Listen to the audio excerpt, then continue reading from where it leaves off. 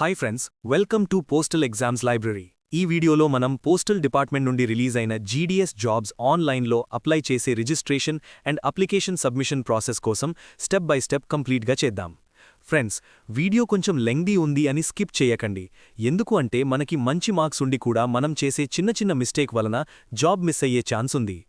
ఈ జీడీఎస్ పోస్ట్కి మనం అప్లై చేస్తున్నా లేదా నెట్ సెంటర్ వాళ్ళు అప్లై చేస్తున్న టైంలో మనం చాలా కేర్ఫుల్గా ఉండి అప్లై చెయ్యాలి.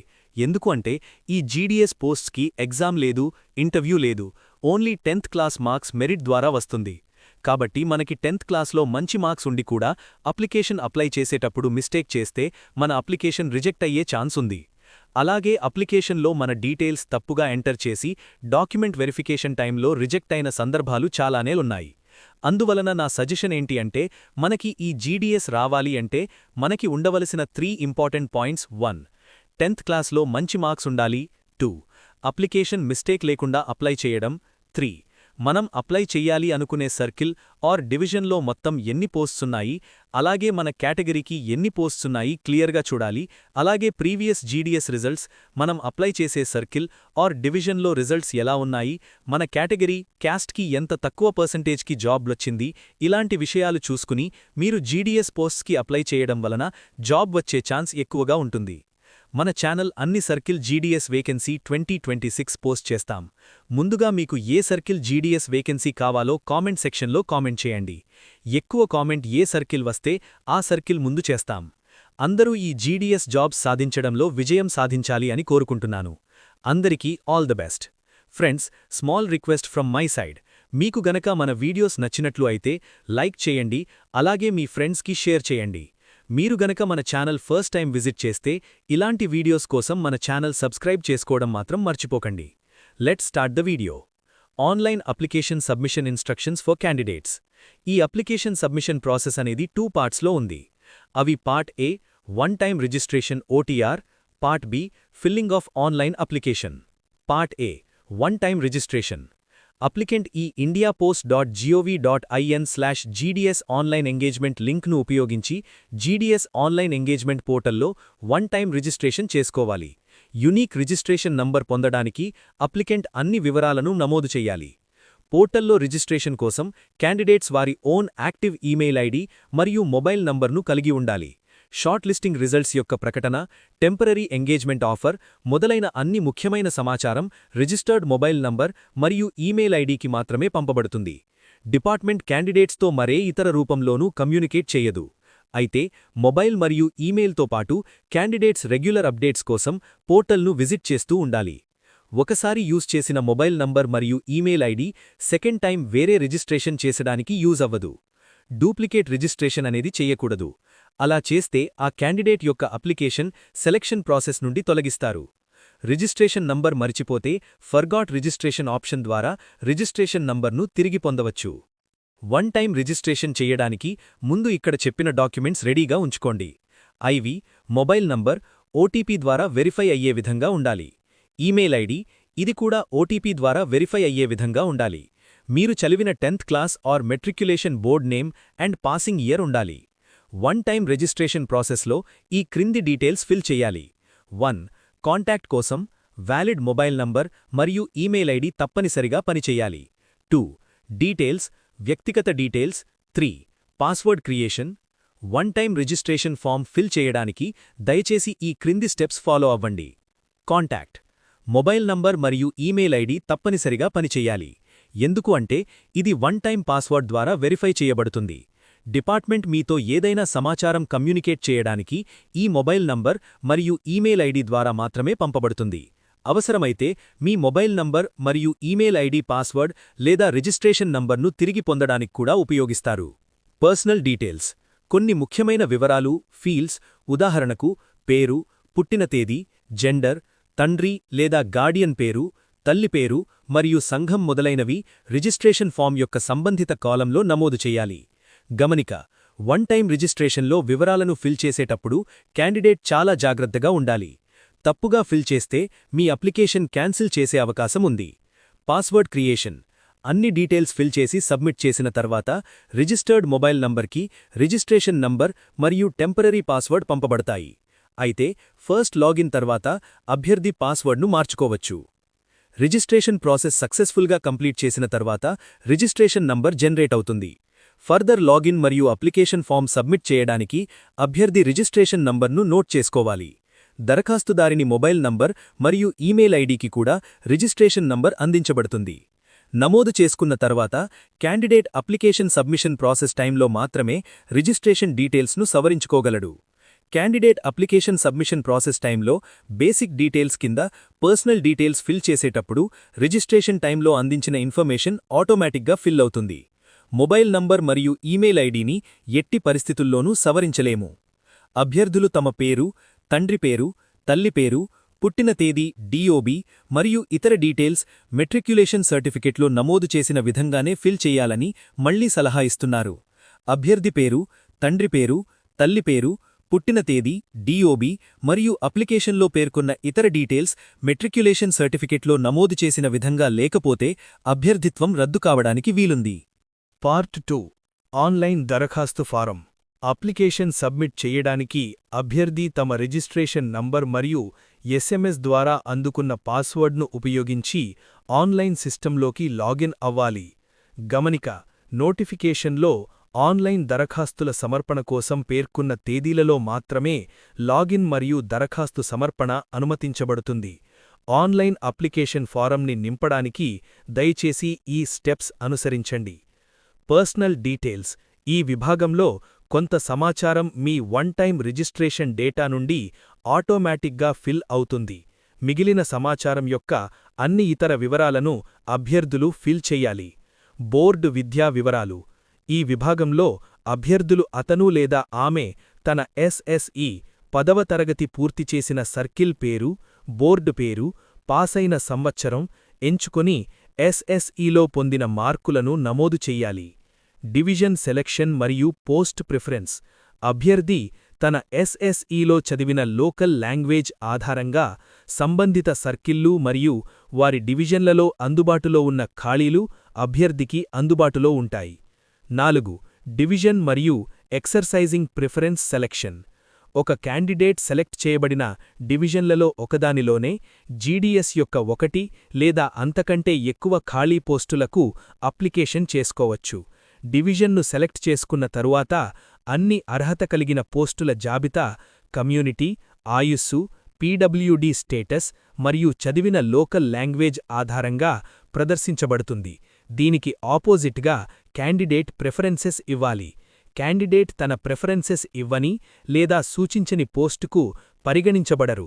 అయితే షార్ట్లిస్ట్ చేయబడితే ఒక పోస్ట్ మాత్రమే సెలెక్ట్ చేయబడతారు మరియు అన్ని ఇతర పోస్టులకు అతని లేదా ఆమె హక్కులు కోల్పోతారు. ఉదాహరణకు, ఒక క్యాండిడేట్ ఒక డివిజన్లో 5 పోస్టులను preference post 1, preference post 2, preference post 3, preference post 4, preference post 5 మొదలైన వాటితో ఎంచుకొని 1 కంటే ఎక్కువ పోస్టులలో మెరిటోరియస్గా సెలెక్ట్ చేయబడితే ప్రిఫరెన్స్ ఆర్డర్లో మొదటి పోస్టు దానికి ఆపోజిట్గా అతను లేదా ఆమె అత్యంత అనుకూలంగా భావిస్తే ఆఫర్ చేయబడుతుంది మరియు మిగిలిన అన్ని పోస్టులకు అభ్యర్థిత్వాన్ని కోల్పోతారు. గమనిక: ఒక ఆఫీస్లో ఒకే పోస్టు పేరుతో 1 కంటే ఎక్కువ పోస్టులు ఉంటే ప్రతి పోస్ట్ దాని పోస్ట్ ఐడి ద్వారా ప్రత్యేకంగా గుర్తించబడుతుంది. అటువంటి పోస్టులకు అప్లికేషన్ చేసుకోవాలనుకునే క్యాండిడేట్స్ సంబంధిత పోస్ట్ ఐడీలన్నింటికీ ప్రిఫరెన్స్ ఇవ్వాలి. ఫైనల్ సబ్మిషన్ ముందు ప్రివ్యూ. ముందు ఉన్న అన్ని విభాగాలలో వివరాలను ఫిల్ చేసిన తరువాత అభ్యర్థి తన లేదా ఆమె అప్లికేషన్ ఫారం యొక్క ప్రివ్యూను చెక్ చేసుకోవచ్చు. ఫైనల్ సబ్మిషన్ ముందు అతను నింపిన వివరాలను సవరించవచ్చు. ఫీజు చెల్లింపు.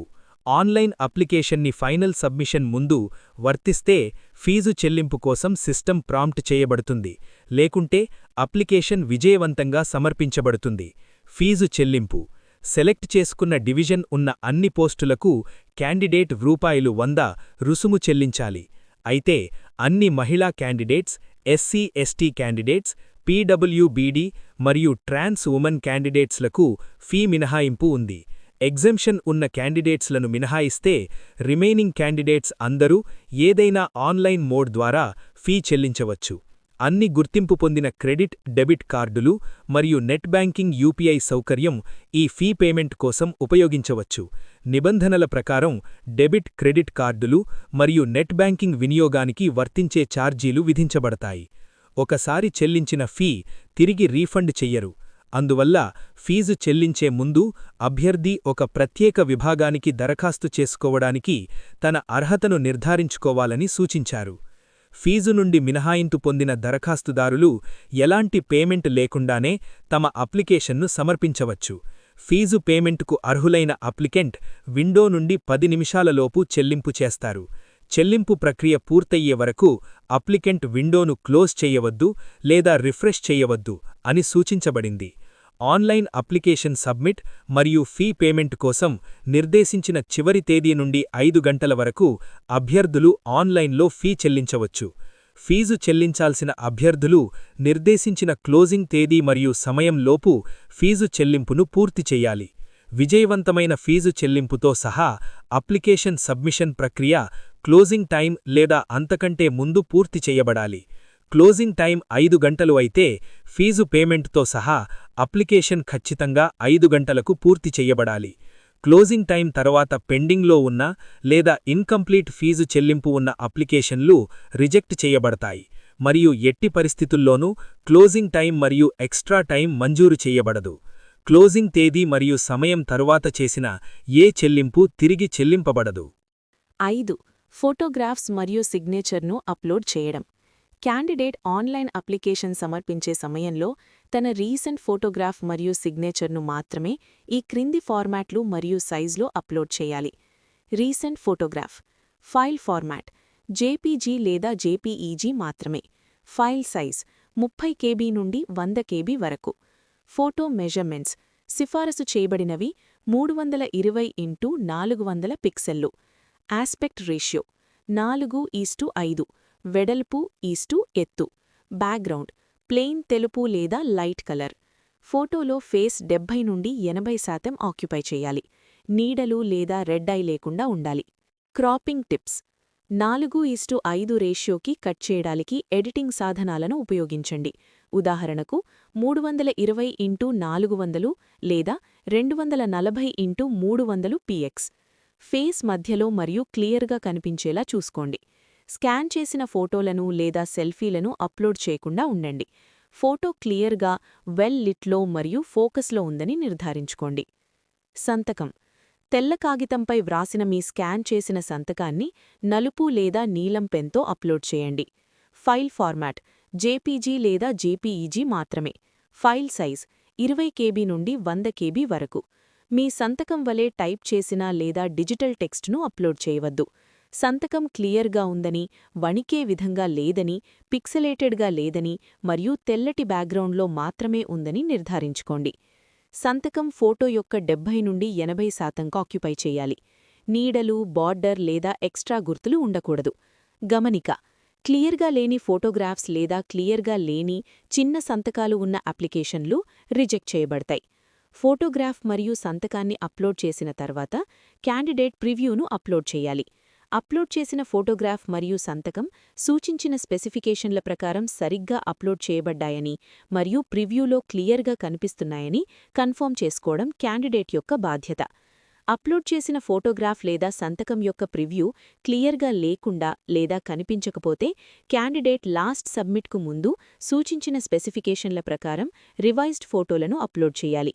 లాస్ట్ సబ్మిట్ తర్వాత కరెక్షన్ లేదా రీప్లేస్మెంట్ కోసం ఎటువంటి అభ్యర్థనను స్వీకరించరు. 6. అప్లికేషన్ ఫారం కరెక్షన్ కోసం విండో.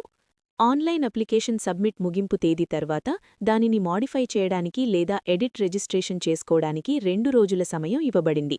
ఈ 2 రోజుల విండోలో క్యాండిడేట్ ఫీజు చెల్లింపుతో పాటు విజయవంతంగా సబ్మిట్ చేయబడిన రిజిస్ట్రేషన్ లేదా అప్లికేషన్ను మాడిఫై చేయవచ్చు లేదా ఎడిట్ చేయవచ్చు. అయితే ఎడిటింగ్లో ఫీజు చెల్లించాల్సిన ప్రాసెస్లో ఏదైనా మార్పు ఉంటే క్యాండిడేట్ నిర్దేశించిన పద్ధతి ప్రకారం ఫీజును డిపాజిట్ చేస్తేనే అటువంటి మార్పులు వర్తిస్తాయి. మార్పు తర్వాత ముందున్న ఆన్లైన్ అప్లికేషన్ చెల్లదు మరియు ఎడిట్ చేసిన అప్లికేషన్ ఆధారంగా మెరిట్ నిర్ణయించబడతాయి.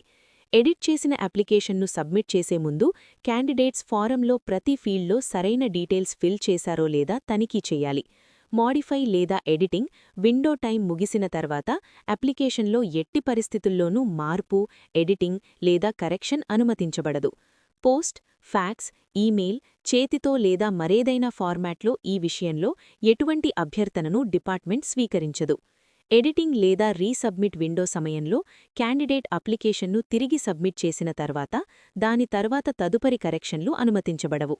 పోస్ట్, ఫ్యాక్స్, ఈమెయిల్, చేతితో లేదా మరేదైనా ఇతర పద్ధతిలో ఎటువంటి ఫార్మాట్లో కరెక్షన్ కోసం అభ్యర్థనను డిపార్ట్మెంట్ స్వీకరించదు.